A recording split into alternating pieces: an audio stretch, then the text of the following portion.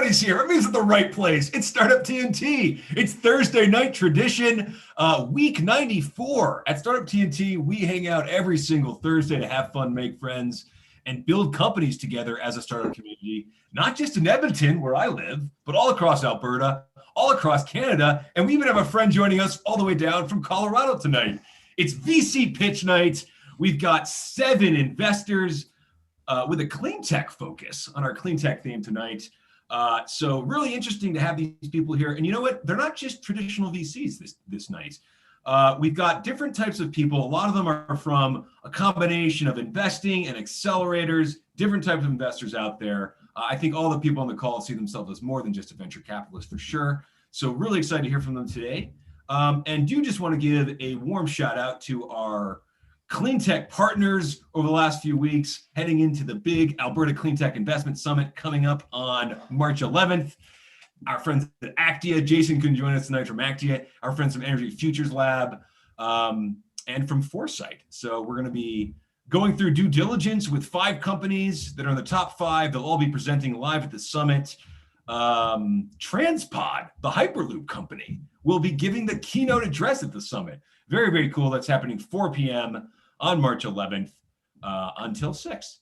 And we also have one of our investors is joining us for the Valhalla Saskatchewan Summit that we're putting on in partnership with our friends from Valhalla Angels in Saskatchewan. So I think I've done enough talking.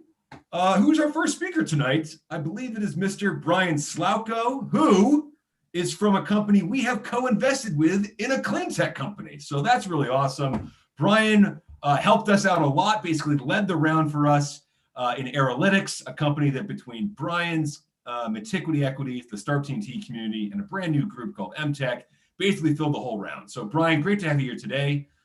Tell us a little bit about what you guys are up to at Metiquity. Absolutely. Thanks for the nice introduction.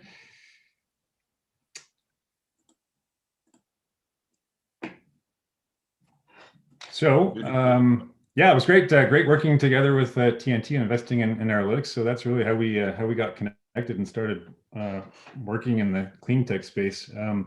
I'll just tell you about us. So, I mean, our purpose is pretty simple. I mean, we're here to unlock growth potential for innovative founders that are really on the cusp of something great. But also important for us is the entrepreneurial investors that invest alongside them. It's really important for us to help facilitate education in the investment community so that we can help unlock growth by accelerating the movement of capital in the space as well. Our approach, we really see ourselves as a pure partner with the companies that we invest in. So for us, ideally, that means we invest in the equity. We sit alongside the founders. Our interests are aligned. We share the same risks, and we're there to grow the company together. The kind of companies we're looking at, again, often overlooked in a market like Alberta because our ecosystem is still evolving. It's still developing. People look at companies at an early stage and sometimes see bad ideas, where we like to think we can see a lot of good ideas that are buried in there. And typically it's a company that in some ways using technology to digitally transform and disrupt a number of different traditional industries that we might look at. So we are a generalist, not a specific clean tech investor, but obviously we've invested in the clean tech space so far. And really this is our tie-in to clean tech is part of our approach is an obligation that we feel to improve our communities when we invest. We're motivated by looking for value in companies, but for the values that drive our decisions as well. So we have a responsibility to do that, to improve our communities, and we certainly look at ESG factors in making those decisions. And if we can look at a company that is focused on that, then in our mind it's got lower risk and a greater long-term potential for performance. So, Aerolytics is a great example that has a focus there itself, helps other companies achieve that same focus. So, those are the ways that really we're going to be tied into clean tech. We don't go out and specifically say we're looking for a particular kind of technology in the space. Our thesis is really based on this seed stage investment gap. So if you're a founder, that picture on the right, you've probably felt that gap, but imagine it much, much wider. And so you've invested your hard-earned money, you've gone to friends and family to raise some capital. You got some early signs of traction in the market. You can really feel that you're on the cusp of growth. And that might mean you're still pre-revenue. Maybe you got up to $500,000 in revenue. But But the problem is you just can't find the money you need when you need it the most. And it's a really, really difficult gap for those that have experienced it. That's where we come in. That exactly is our focus, is that seed stage gap. So what are we looking for? Typically, a company is going to need to be raising $500,000 to $1 million. They don't have a lead investor yet. That's where we like to sit. And that's a really critical point for us. I mean, I think if you're out raising money, there's a lot of signaling that happens, and until you have that lead investor, it's difficult. Money likes to follow money. We like to be there early, lead the due diligence, help structure the investment, and get things done. You can see some other points there about the typical size of investment we'll make, typical valuation, how much we like to own, and the types of returns we're looking for. Only other point I'd like to make is, again, we're a little bit earlier than a lot of people like to invest. So there's two things we're looking for. Really is a founder market fit. So product market fit certainly isn't going to be there yet. There's going to be some early signs of that, but we want to know that the founder is the right founder that has a fit and the right expertise for the market they're going after. And that's where a lot of our early effort will go in our due diligence, and then certainly with an eye to seeing where product fit will come from in the future. There you go, Zach. That's really it. I didn't want to go too long on the slides. If you got a few questions to fire at me, then please do. I love the philosophy that you guys are going in early. We can verify that at Startup TNT. You went in on Analytics as a lead investor. And it's super important. You hit something that's super important for every entrepreneur who knows this. Trying to find that lead investor that you can say, this person's investing with me. We've negotiated the deal with them. Adds credibility to the round and kind of makes things happen. So getting more people to play that lead investor role in Alberta is super important. Bryan, let me ask you this question. What is it like to launch a VC fund? Going through that process, that's kind of an entrepreneurial process all on its own. Tell us a little bit about that. What's it like to launch a VC fund right in the middle of a pandemic is maybe a better question. Good question. So we launched formally in May of last year when we closed our first investment. And so, I mean, like anyone starting anything, I think it's difficult. It certainly is difficult. And for us, we took it slow. We've been making baby steps. We've invested $1 million in 4 companies so far, which has been great for the first 9 months. And that is kind of our, and probably that's essentially our proof of concept model, almost, if you will. And so, we have invested $1 million, and we have more capital to invest. We do have some work to do ourselves still, and want to get our fund up to $25 million. But we feel like we're getting over that hurdle where we can show everybody that we've done what we said we were going to do. We've invested some significant money. We're there after the money's invested too. We like to spend a lot of time with companies to make sure that they're on the right path, and we can give them everything that we need. So I think we're getting over that tipping point and hoping to really accelerate over the next 6 months the capital that we have under our management as well. Okay, awesome, Bryan. Thanks for kicking us off. There is a happy hour, just so everyone knows. There's a happy hour after this. I know Bryan has another meeting he has to get to, but I think most of the people will be joining us. I'll certainly be there, where we can continue these conversations. Okay, up next is a student venture capitalist. Can you believe it? We have student VCs here in Alberta. Really, really awesome to have Patrick McNaught here representing this new fund from the University of Calgary, which is run by students. Patrick, tell us about it.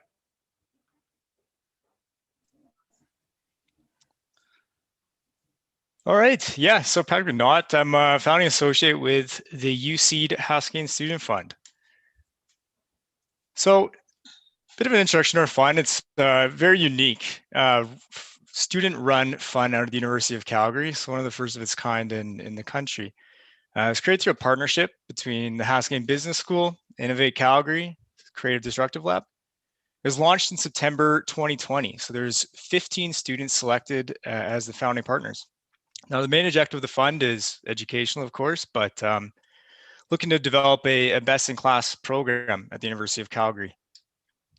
As for our fund, we currently have $1 million in capital for investment and targeting to raise another $1 million to get to $2 million to create an evergreen fund going forward.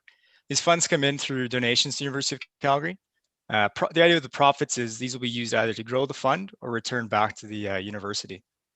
Now, mandates to invest in early stage startup companies. All industries will be looked at. The only requirement we have is for an allocation of 25% of the portfolio towards health-related companies. The initial ticket size we're looking at is the range of 25 to 100K. leading us to about 35 to 40 investments in our fund. And so for this year, we were allocated $100,000 for investments. And there's 15 founding associates. We're divided into 3 teams: agriculture, energy, and prime, which is basically everything else. And we're made up of a group of students from all ranges: undergraduates, masters, sciences, arts. So really bringing a wide range of perspectives to the equation. Now, we pride ourselves on bringing more than just capital to invest in companies. By working with us, you're getting perspectives from younger demographic with a diversity of thought and experience. We're willing to do extra project work. So working with invested companies on financial modeling, industry analysis, technical project research, that sort of thing, as well as you're getting access to the University of Calgary and the 30,000 students that are there, as well as the researchers and experts. We're able to utilize these people to help us with our fund decisions. As well, we have relations with Innovate Calgary, UCeed, CDL Rockies, as well as our donors. And lastly, it's working towards social good. By working with the UHSF, you're helping to train and develop the next generation of venture capitalists and entrepreneurs, and contribute to the University of Calgary's ability to continue to expand in this area. Lastly, I'll touch on our investor advisor group. All investments within the fund go through approval process with these 6 esteemed individuals. So we make a pitch to them and recommendation, and as well as all approvals come out of that. So part of investing with us is access to the advisory group. And yeah, thanks. With that, I'll pass back to Zach for any questions you have. Awesome, Patrick. Thanks so much. Listen, do the students get credit as part of participation? Is this like part of a degree program, or is this all just extracurricular? Yeah, so it for the first year is set up as a 1-year program where everyone got credit. Going forward, it'll be a kind of program where you come in as a 3rd-year student and volunteer your time, if you will, get the experience, and in your final year, you do receive fund credit as once you become a fund manager. Okay. And is there any type of geographic restrictions or connections to the University of Calgary that are required among the investment in the investment portfolio companies? No, we're really able to invest in broadly across North America. We definitely lean on connections with the University of Calgary. Primary deal source is through the Creative Destructive Lab and institutions like this with Alberta Cleantech Night. So there's no limitations on where we can invest. Okay. And how many investments are you hoping to make in 2021? Yeah, so we've made 2 so far. I'm hoping to be able to publicly disclose those soon, and looking to get to about 4 by the end of, call it, April. Okay, awesome. Why don't we leave it there, Patrick? Hope you can join us for the happy hour, and we'll move on to our next speaker, who is from an organization called Natural Products Canada that does a number of things, including running a fund. And we have Darren Bolding here, who I actually met. Darren, do you remember when we met? Many years Yes, I do, actually. That's right. I was still a PhD student at the time, or no, sorry, a postdoc at the time at the University of Alberta, and I was exploring career options. And I spent a day when you were working at Alberta Innovates at your group, understanding what you guys did in sort of like the venture analysis group. So great to see you again, Darren. Well, thank you, Zach. My name is Darren Bolding. I'm a Regional Director of Natural Products Canada. And as Zach mentioned, we are not just an investment fund. We do many different things. Our mandate is really to drive innovative natural products to market. We are a nonprofit organization. Our funding principally comes from the federal government, although we also have some money from provincial as well as private funds. Our structure is we have a team it's right across Canada. Our head office is actually in Atlantic Canada. And our motto is we do have many, many stakeholders that we partner with, et cetera, in providing programs, services, and investment. What is a natural product is really anything that is biological. So I always say it's innovation is biological. Yes, we're very interested in talking to you. And that ranges from nutrition and natural health products, functional food, feed additives, bioproducts, ag tech, biotech, clean tech, and using waste streams. Again, we have a national focus. I cover Alberta and BC for Natural Products Canada. So I'm the regional director for this part of Canada. And I have colleagues right across Canada. So we were formed in 2016. We have done 13 investments since 2016. 2 of them have already exited and have been acquired. We've also assessed over 800 opportunities and made about 2,000 connections. And we always look at leverage, and our investments have leveraged another 7.7 in terms of other money. In terms of what we do besides investment, well, I spend a lot of my time providing advice and connections. So connections could be to multinationals, other investors, etc. We host many pitch events. We sponsor other pitch events. We have lots of multinationals that come to us looking for innovations in Canada that they can partner with. Also, we have our investment fund. In terms of our investment portfolio, we have 13 investments. 4 of them are either incorporated or operate in Alberta. So Alberta has done quite well. Can Biosyn, as well as Partake, which is a non-alcoholic beer company in Calgary, are incorporated here. Bast Fiber, which is turning hemp into wipes, is a BC company that's going to set up a plant in Alberta. And our most recent investment to be announced is a company using fermentation to make animal protein. Our investment thesis is really we invest at the seed stage. So we're looking for deals between 1 to 2.5 million. So if you're looking for less than $1 million, it's a little bit too small for us. We typically invest around up to $500,000 in that round. And then our other investors that we syndicate would put in the rest of the money. We will invest pre-revenue with companies that have strong technology. And so we have many of our investments are pre-revenue. We also invest with companies that are more in the CPG brand space, like Partake, who was really actually at a Series A when we invested in them, that had very good revenue growth. So that's a bit about our investment thesis. And please come and talk to me. If you have anything in the biological space, happy to please reach out to me. I'm happy to talk to you and provide you any connections or advice. Zach? Awesome. Thanks, Darren. I'm just going to ask you one question. Tell us a little bit about the decision-making process when you guys make an investment, in terms of how long does it typically take from the first conversation, hey, we might want to invest in your company, to closing the deal, and what does that process kind of look like? Yeah, well, I mean, the first thing you do is, if you have a pitch deck, is to send it to me, and I'll take a look at that pitch deck and talk with my team about it. We'll go through my team. And then we have an investment committee that we speak with every month, and our board meets every quarter. So it has to get signed off every quarter by the board. So that generally is on a quarterly basis.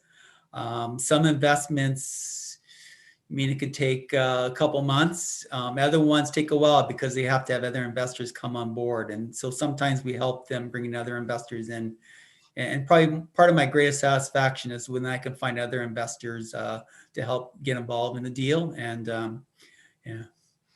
Okay, thanks so much, Darren. Why don't we end it there? We'll continue the conversations at our happy hour starting just after this. And we're ready to introduce the next speaker, who I'm actually really excited to introduce this person because they are from Toronto. They want to invest in Alberta companies, which I love to hear about. And they're joining us at the Cleantech Investment Summit as one of our investors, Mr. Bryan Trudel. Bryan, I don't think I ever told you this story, but I first heard about you guys at Avatar Innovations because I read an article in the newspaper. And I was like, oh, this is really cool. And then Jason Switzer from Active was like, oh, this guy should invest with us. And I was like, yeah, let's have a conversation with him. He joined us at the Cleantech Investment Summit. Really awesome, Bryan. Tell us about what's going on at Avatar. My pleasure. Thanks for that, Zach. So we're definitely a bit of a different spin on venture capital and investment in the energy space. So I'll take you through it real quick. So the way we've structured Avatar Innovations is it's really quite a long story. My partner, Kevin Crossert, started this program off the side of his desk when he was CEO of a drilling company. And his vision was similar to what mine was in the past couple of years, but we were both coming at it from a different angle. And it was really around the fact that we believe that the energy industry and the oil and gas industry in particular is really facing an existential threat. And we both were kind of the mindset, well, let's turn that threat into an opportunity as opposed to fighting the trend. And we also sort of came to grips with the fact that, you know, the world's probably turned the corner on decarbonization and really trying to deal with the global emissions challenge. And a lot of the rhetoric of the oil and gas companies of the past, which was like, you know, don't you like to heat your home in the winter, and don't you like to fly to Europe in the summer? You know, that wasn't really resonating. And it was really about how do we find ways to empower the industry, and how do we find ways to actually work with them? Because in truth, they are the experts in energy, right? They understand energy. They've been providing energy for the globe for the last 50 years. And, you know, the awareness that really energy has always been changing, and the way we use products and the way we power the globe is changing. And this is just another one of those iterations and one of those changes. So the program that he developed a couple of years ago and that we've now launched as Avatar Innovations is threefold. And I'll take you through it really quick because it's quite different. So we're an incubator, an accelerator, and also trying to be a venture capital firm all at the same time. And what we've got going on right now is the Avatar program, and it's really our collaboration with the industry. A lot of people in clean tech, it's really anything climate change related. We're really trying to be focused on clean tech, but it's really energy tech, and it's actually really everything that's related to energy transition. And so that's I think a subsector that is massive, but completely ignored by the marketplace, right? Most clean tech VCs they're doing ag, they're doing apparel, they're doing water, circular economy. But I think we'd all agree to some degree that the global communities really kind of turned their back on the oil and gas industry and vilified that group. But we think that's a mischaracterizing what's happening out there. They're a part of the solution, and they should be a part of the solution. And the narrative's changed, I think, at the board level now, where they're really willing to be a part of this discussion. And so that's what we're focused on in particular. So we have an in-house program that we run, which is really from the ground up. But we also will participate with any startups or companies that are private that are in the direction of low carbon tech, where they would see a benefit to being introduced or have some sort of relationship with the oil and gas incumbents. That's really what we're focused on. And so really quick, so stream one, which is what we're doing right now, we had 600 people apply to participate in this program. And that's really an ideation type program. We ended up accepting 265 people. They work at 67 different companies across Canada, but of course it's predominantly Alberta, given the oil and gas focus. And we tasked them with solving a business problem. And the business problems are all related to energy transition. So it's these 10 topics here. It's hydrogen, carbon capture, long duration storage, biofuels, digitization. And we're really saying, you guys work in the industry, you understand the challenges, but you also have one of the biggest horsepower, you have the logistics capabilities, you understand how energy is, and help us solve problems from the inside the organizations out. And so we've got them creating business solutions for these problems that they define, and we have them pitched to a Shark Tank, and we're going to be doing that at the end of March.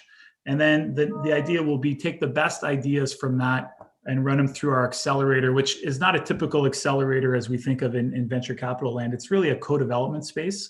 And that's where I would encourage any outside companies who are focused on energy transformation or transition to approach us on, because that's where we would partner you with, you know, a Suncor or a TC or an Enbridge, who are our bigger sponsors, and help you develop your idea and work with them and go from there. And then we have our third leg, which would be our venture capital, which we're also trying to raise money for. And so I understand how hard it is to raise capital out there. But we're trying to still raise some capital so that we can be investing in that really tough part of the market. As Bryan mentioned before, you know, talking about that valley of death, this is the graphic I use, but I agree that seed capital round is completely ignored in Canada. And that's also the stage that we're going to be focused on. So I'm trying to be brief. There's a lot of layers here. Follow up with me if you want to discuss any further. I'll leave it at there, Zach. Well, Bryan, I got to say, I really love the philosophy and sort of the belief that you can invest in the team kind of at the formation stage. So I'm really curious to see how that goes.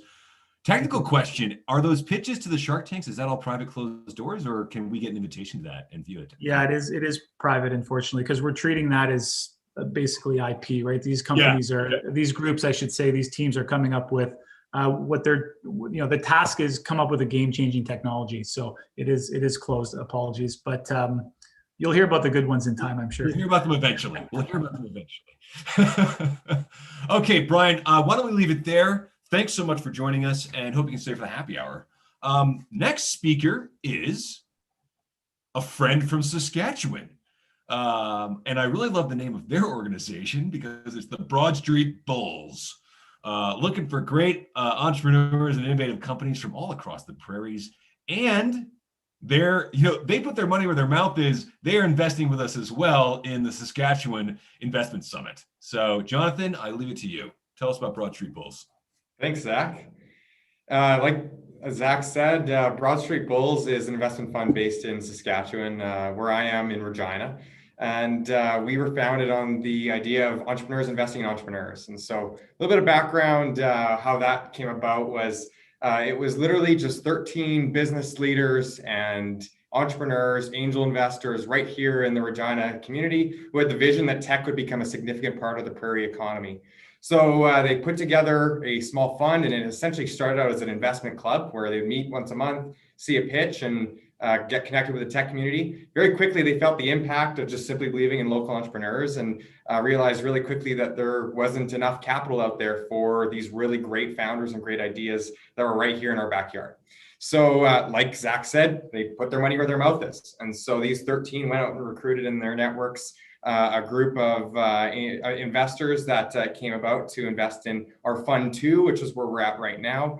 And that Fund 2 is run by our investment team. So myself as the lead analyst, we have Jason Drummond, who's one of the founders of the original Bulls, and Trevor Phoenix, managing partner. So the three of us, great entrepreneurial experience and entrepreneurs themselves, as well as our LPs. So among our LPs, we have over 36 who we also get to bring into deals and work alongside in order to validate companies. But also part of our approach is we love to get in really early with companies. So even pre-seed stage of companies, even in the angel rounds, that's where we're making our first investments and are placing our first checks.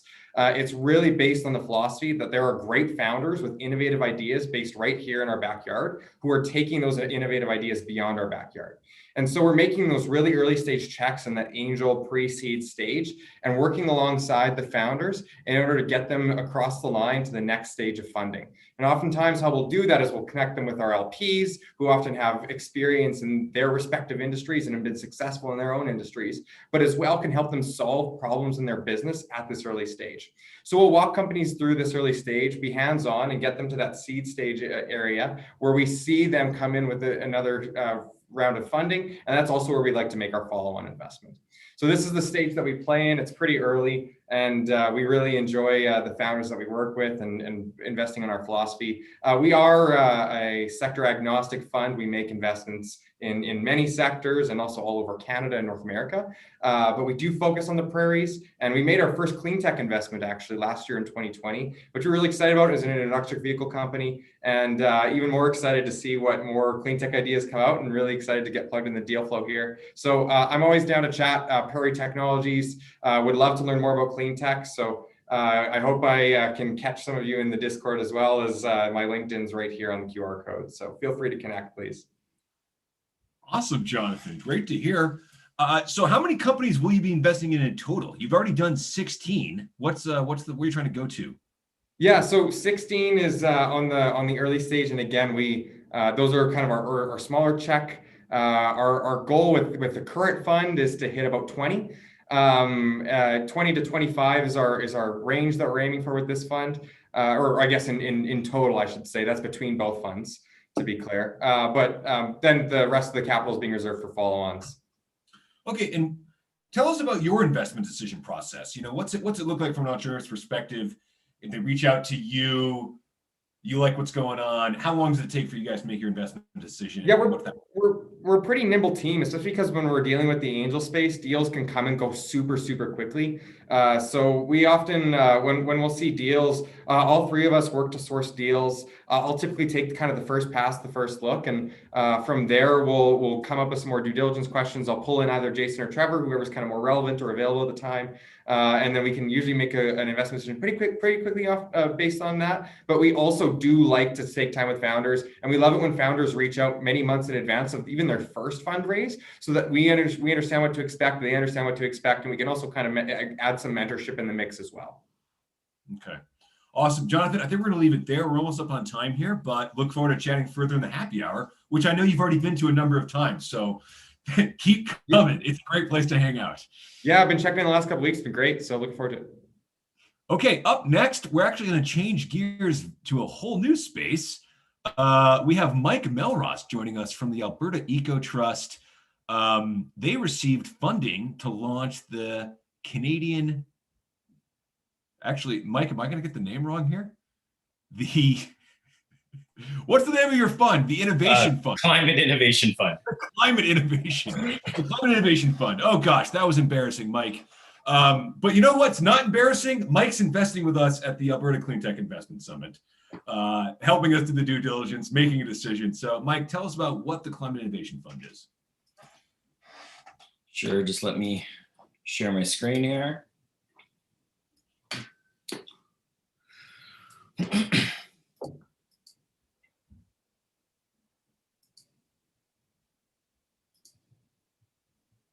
Okay, hopefully everyone can see that.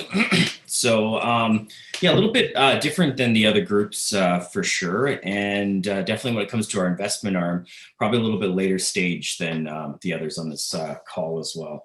I'll go through this deck really quickly. So first off, the Climate Innovation Fund is housed within Alberta Eco Trust. Alberta Eco Trust is a charitable organization.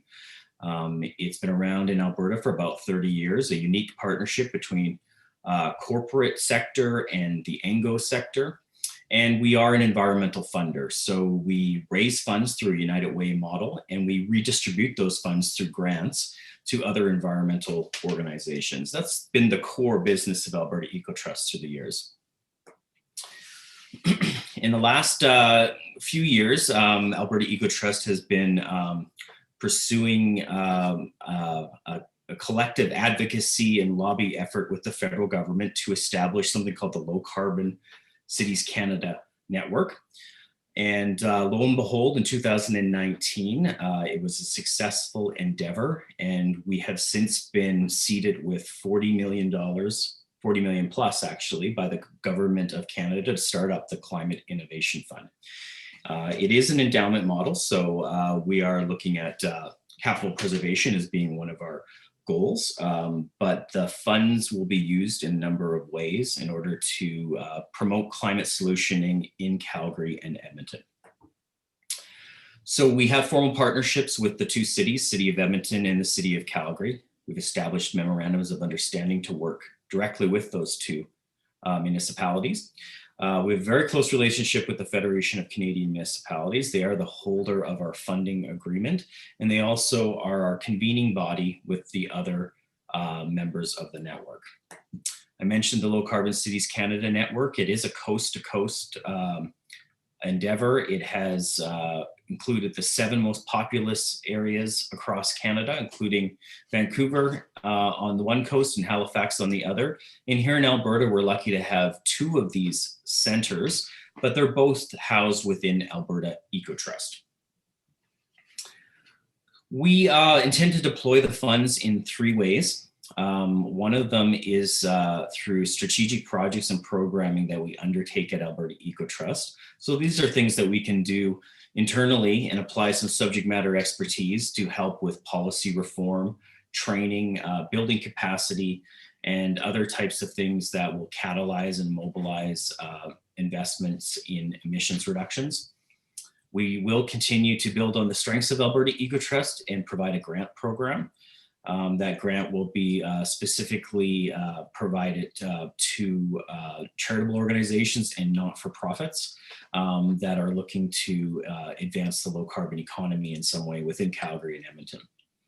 And then the last arm is our direct investment arm. So this is where we get a chance to mobilize that $40 million for the purposes of direct investment in emissions reductions technologies at the project level or within a company in Calgary and Edmonton. So it can include debt financing, credit enhancement, and even equity stake.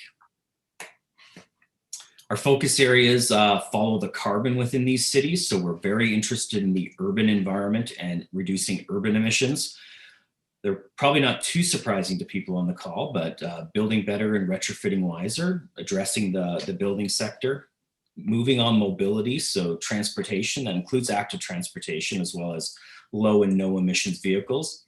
And our final bucket is decarbonization and renewable energy. This is where we can do some of the innovative investments in carbon capture and utilization at the building level, or in fuel switching and decarbonizing our energy sources. So what does this funding look like on the ground in 2021? When it comes to our programming and our grants, we're looking at about $1 million in each of the cities. And that'll be split between grants and our strategic projects that we undertake ourselves. And our hope is to turn on our investment arm in 2022, where we will deploy approximately 10% of the overall endowment for the purposes of investing in emissions reductions technologies and companies. We do hope to increase that amount over the years and hopefully get to a much higher allocation of our asset mix for direct investment in later stage companies for the most part. This is the phase launch plan we have right now. This is our stand-up year, so 2021 does represent our first year of operations, of full operations. We do hope to launch our grant program in the late spring of this year, have our first intake in Q3, and then award those grants in Q4. And as I mentioned, we're just getting our investment legs right now. So we're developing out our backbone and all of the administrative processes needed to set ourselves up for investing. And we will utilize our endowment for the purposes of direct investing starting in 2022. Hopefully with about 4 million being available to allocate to that. And that's my 2-minute pitch. Thank you very much. Hopefully it was close to 2 minutes. It was very close to 2 minutes, Mike, very close.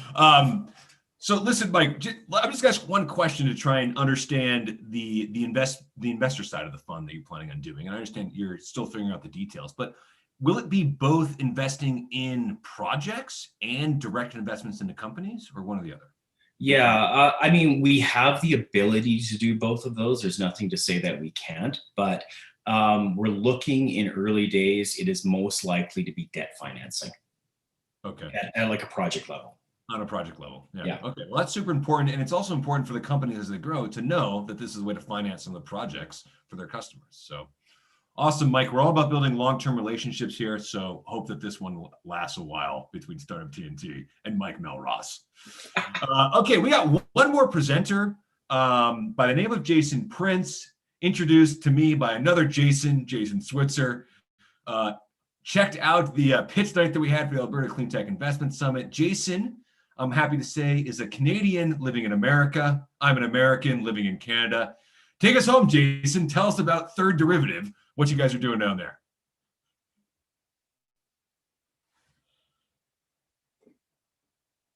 You're still on mute, Jason. There you go. That happens at least 10 times a day. So yeah, I was saying, thank you, Zach. It's a real pleasure to be here.